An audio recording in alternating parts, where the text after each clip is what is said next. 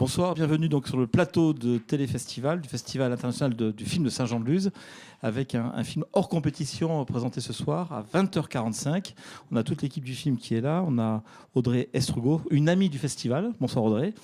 Nous avons aussi Théo Christine et Chandor Funtek qui sont présents, deux acteurs et une réalisatrice de talent pour un film, un biopic qui sera analysé dans quelques instants par nos trois chroniqueurs qu'on adore. Hein. D'un côté, il y a David Talek de France Bleu, Olivier Darioumer de Sud-Ouest et Pierre Lafitte de Moi Moi.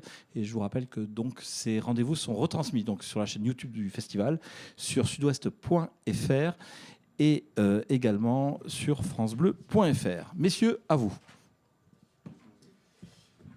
La question qui nous vient immédiatement, c'est pour faire un biopic du vivant de NTM, comment vous y êtes pris? Et c'est une question à la fois pour les trois. Hein. Vas-y, commence-toi, comme ça t'introduis le truc.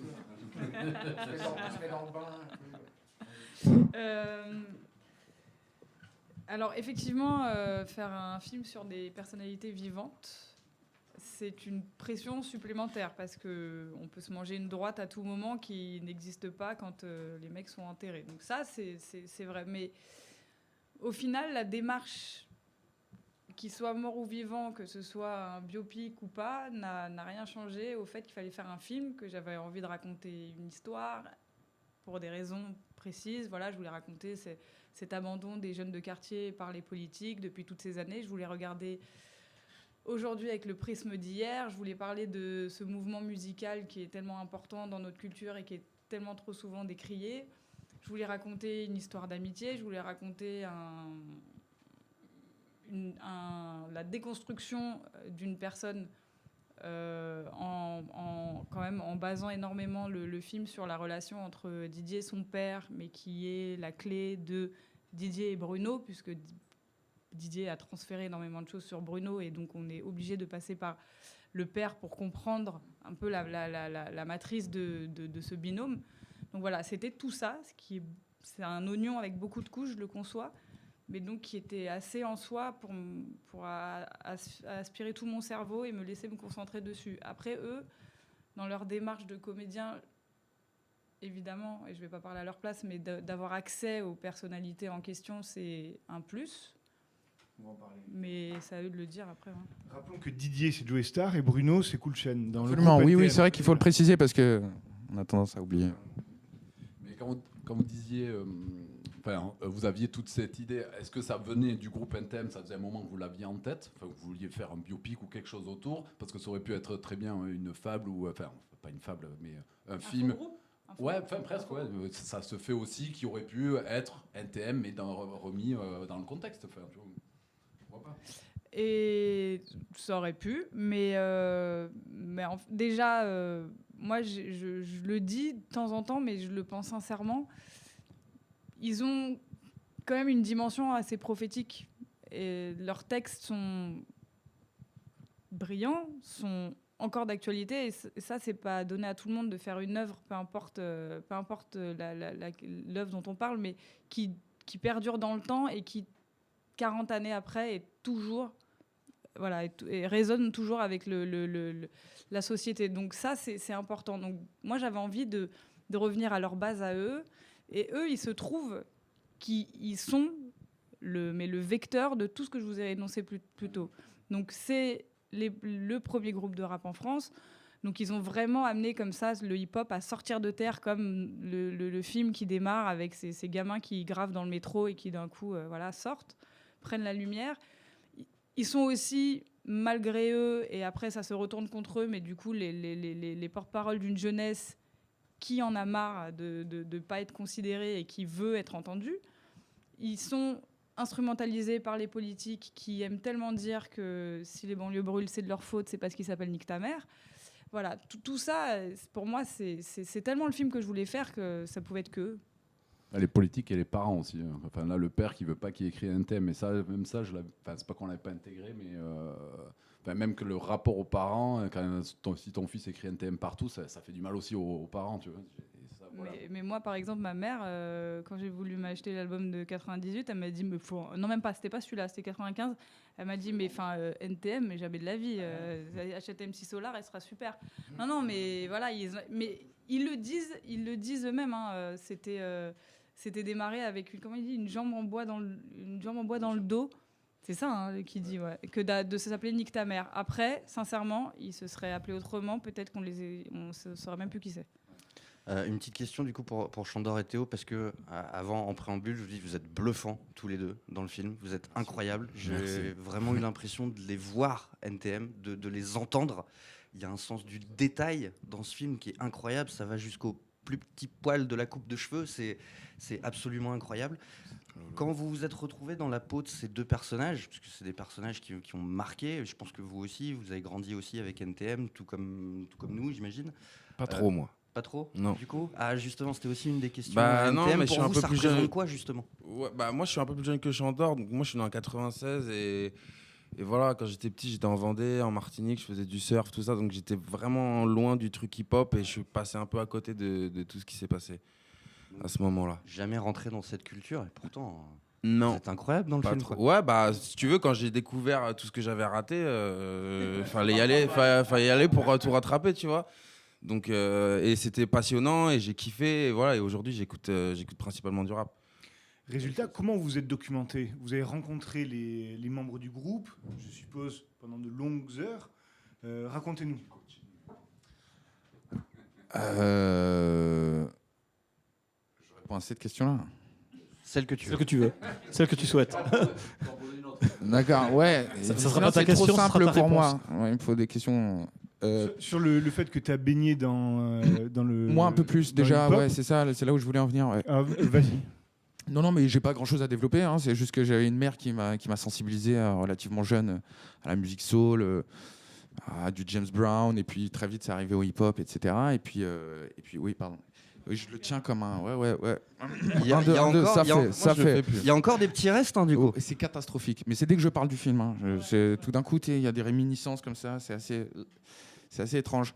Mais non. J'étais assez sensible, et sachant qui était NTM, de par leurs interventions médiatiques, qui étaient assez sulfureuses et assez intéressantes à voir. C'était toujours un choc, quoi.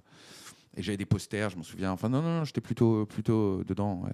Vous les avez rencontrés? Comment vous êtes documenté? Je reviens à ma question.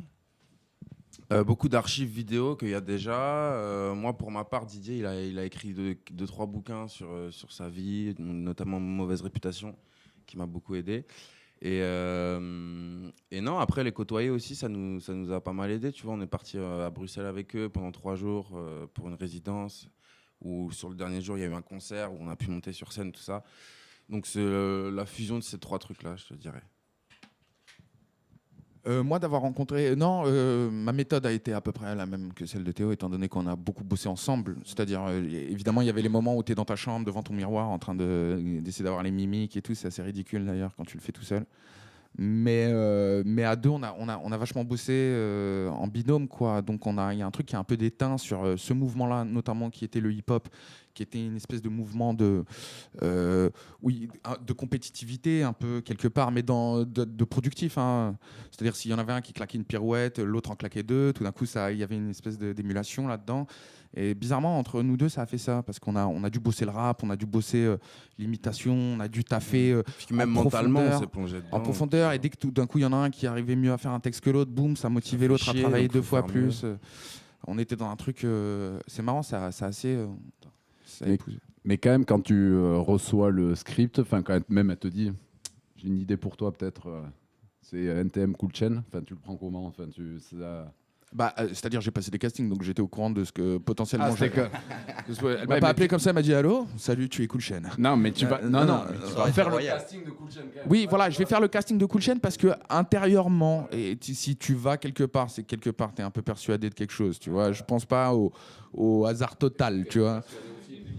Ouais, c'est-à-dire il y a un truc où je me suis dit c'est marrant, en plus c'est un des seuls castings qui m'a pas été procuré par mon agent, c'était vraiment une annonce Facebook, le truc sur lequel je vais jamais quoi. C'est vraiment un truc j'y vais jamais et ouais. Et j'ai vu qu'il était le directeur de casting, je lui ai laissé un petit message, il m'a dit ouais, t'inquiète, j'ai pensé à toi, j'attendais, je savais pas si c'était vrai ou pas, mais en tout cas j'avais l'impression que c'était le cas. Et du coup, on a casté, donc on s'est préparé à l'idée. Évidemment, quand on te dit que c'est à toi maintenant, là tu commences à reconsidérer le fait que pression assez grande. Ouais. Et du coup, pour Théo, comment ça s'est passé le casting? Vas-y, dis-toi. Parce que je vous ai entendu, Audrey, c'est pour ça que je pose la question. Ouais, il est vif. Non, comment ça s'est passé? Moi, voilà, j'étais loin des choses, je connaissais pas vraiment. Tu vois, ouais, voilà, tu me disais Joey Star, j'avais une image assez biaisée du truc. Donc je suis arrivé dans le casting en me disant, en plus, moi, je suis pas de là, tu vois, il y a que des gars autour, que des vrais rappeurs ou des gars vraiment qui sont dans le hip-hop, tu vois. Donc je me dis, le moment où j'arrive, faut déjà que je sois dedans, tu vois, faut que je sois habillé comme il faut. Nanana. Et moi, j'avais une image de Joe Star à l'époque. C'est un mec qui en a un peu rien à foutre de tout, tu vois, qui est comme ça. Du coup, voilà, pendant le speed dating un peu qu'on fait devant la caméra, j'étais vraiment en mode, je m'en fous. Je faisais genre, je m'en branlais, tu vois, alors qu'à l'intérieur, j'étais comme un ouf. J'étais ok, c'est bien, je tiens le truc. Ils s'en rendent pas compte. Et donc voilà, donc Audrey, elle a pas kiffé au début, je crois. Je t'ai même pas choisi au début, c'est dingue. Elle voulait pas de moi. Et qu'est-ce qui a fait briller? En fait, Parce qu'au final, le choix, il est parfait, quoi. Bah ouais, mais c'est ce qui quand même a pas mal cogité dans ma tête, c'est parce que il y a une comédienne avec qui j'ai fait mon premier film qui s'appelle Émilie de Pressac, qui avait tourné avec lui. Et elle savait que j'étais en plein casting. Elle m'a dit mais tu devrais le rencontrer. C'est typiquement le genre de comédien que t'aimes. En plus, vas-y, je te jure, il est super. Et donc quand je le vois, je dis mais elle a pété les plombs en fait, rien à voir. Et au moment où je fais ma sélection, il est pas dedans. Et après je me dis bon, elle me connaît quand même super bien. Je sais pas, allez, ok. Au pire, de toute façon, c'est pas grave, il passera pas à l'as au premier, il passera à l'as au deuxième tour. Et voilà. Et il n'est jamais passé à l'as. Et en restant juste sur les castings, le chant, il pouvait être important ou pas au cast où ça jouait pas encore parce que tu savais qu'à l'entraînement, ça allait rentrer petit à petit Non, mais la question s'est vraiment posée vu que je savais que je voulais des scènes de concert en live. Évidemment, et en plus, tu dois être ultra crédible. Donc évidemment, on s'est beaucoup dit avec Mohamed Bellamar, le directeur de casting, peut-être qu'il faut qu'on aille vers des rappeurs. Donc on va pas se mentir, dans mes choix finaux, j'avais 2 comédiens qui sont eux 2 et j'avais que des rappeurs autour, quasiment. Et moi, j'étais persuadée qu'en travaillant, on y arriverait parce que j'étais surtout persuadée qu'ils étaient capables d'encaisser la charge de travail que ça demanderait. Alors comment ça se passe justement? On vous voit chanter les morceaux d'NTM, c'est bluffant. Je reprends l'expression de mon collègue. Mais comment vous êtes entraîné? La voix, c'est la même. Enfin, on a vraiment l'impression d'avoir des mimes, mais des mimes parfaits. On ne peut pas dire mimes d'ailleurs, mais un exemple parfait Laurent du Gérard. groupe NTM. Mais non, en fait, ils incarnent.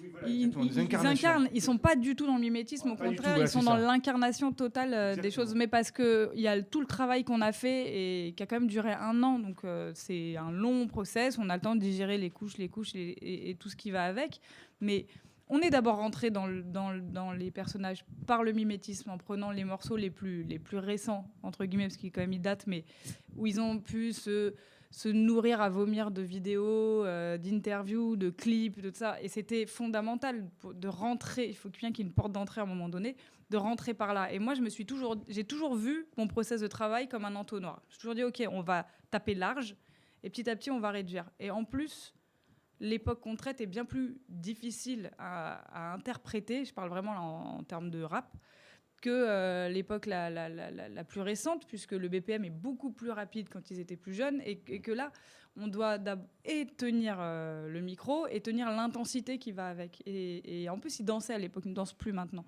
Donc, tout ça, c'était des difficultés supplémentaires, mais moi, j'étais persuadée qu'en ayant une feuille de route à tenir sur le travail et de se dire, voilà, on va faire en sorte qu'il y ait les bonnes personnes pour les entourer, et de tenir cette ligne pour qu'à la fin, j'arrive à ce que je veux. Et à la fin, c'était, OK, ce truc-là, on le garde, ça, on l'enlève, parce qu'au final, quand je dis ils incarnent, c'est que au moment où les concerts arrivent, c'est des concerts c'est pas des concerts, c'est dans une histoire, à un moment donné de l'évolution de chaque personnage, et ils savent exactement où ils se trouvent, déjà où ils se situent l'un par rapport à l'autre, où le rap se situe aussi. C'est un rap qui très très très très balbutiant au début, qui tient qu'à l'énergie. Là, c'est un truc de punk, ce premier concert, et puis petit à petit, ça se professionnalise.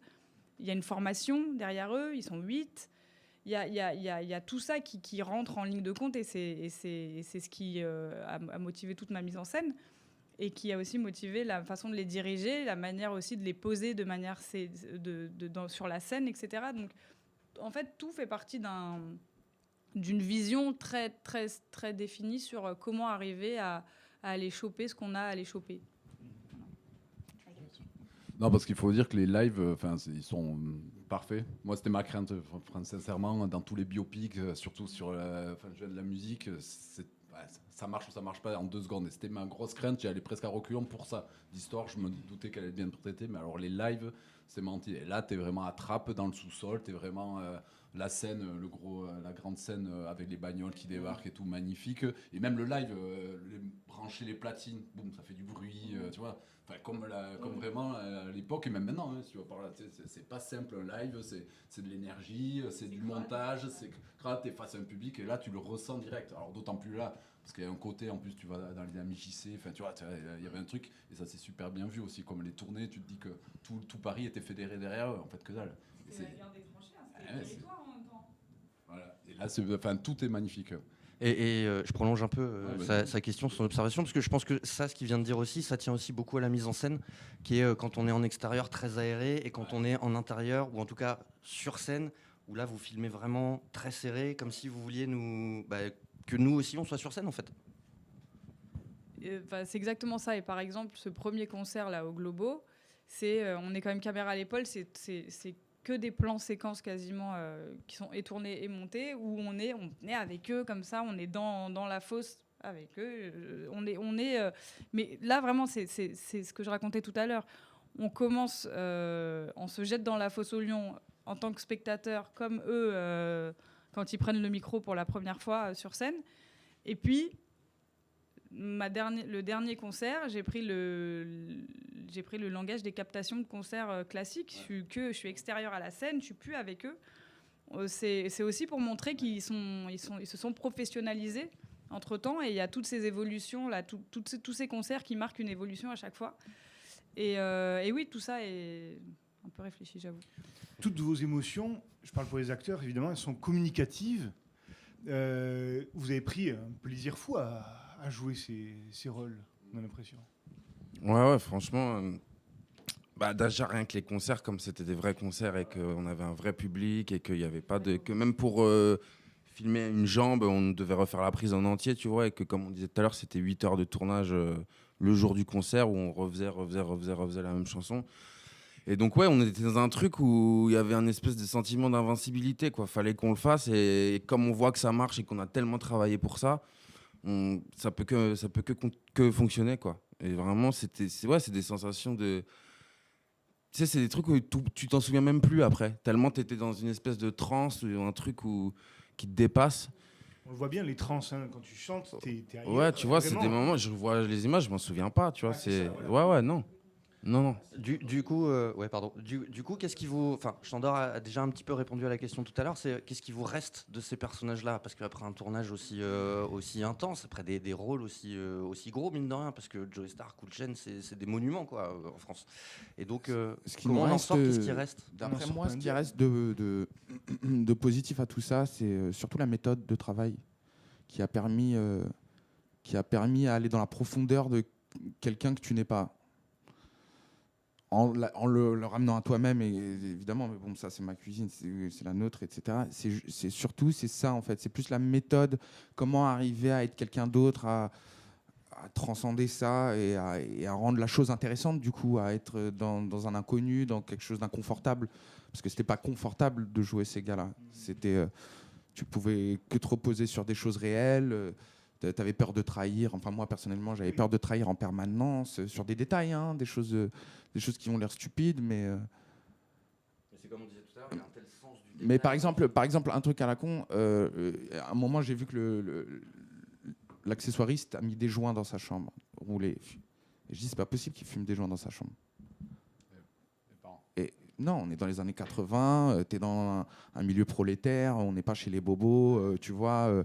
Je n'ai rien contre eux, hein, mais je veux dire, c'est pas tu fumes avec ta fille, etc., du bédo. Non, tu te caches pour aller fumer dans la cave avec tes potes, du bédo. Donc c'était le souci du détail permanent et il y avait un côté un peu. En fait, il m'a un peu dépassé le personnage. Il y a un moment, j'ai perdu pied, quoi.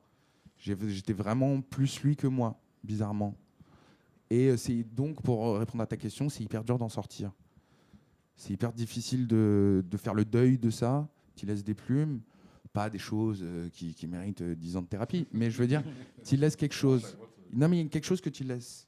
C'est-à-dire tu prends, tu gagnes quelque chose, tu gagnes l'expérience, tu gagnes cette chose formidable qui est de pouvoir confronter des gens qui l'ont vu, de trouver ça bien, d'être fier du résultat, mais tu laisses quelque chose.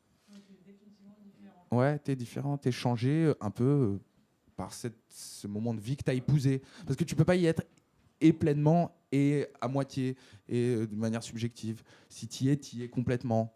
Donc si t'y es complètement, tu payes le prix de ça, quelque part. Audrey, comment sont passés le choix des décors? La première scène, par exemple, du métro, ou après sur scène, mais cette scène qui est un peu mythique aussi, qui lance un peu le ton. Et aussi, il y a le choix des images d'actualité, des informations de l'époque. Ouais. Très important. Alors, le métro. Le métro, on n'a pas le droit d'y tourner. Voilà, il faut le savoir. Donc, La RATP, c'est innégociable. c'est non négociable, on n'a pas le droit d'être sur les voies, parce que c'est dangereux, parce que c'est électrifié. Et en fait, ils ne veulent pas faire l'apologie du graphe, puisque ça a été leur guerre pendant des années, notamment à cette époque-là.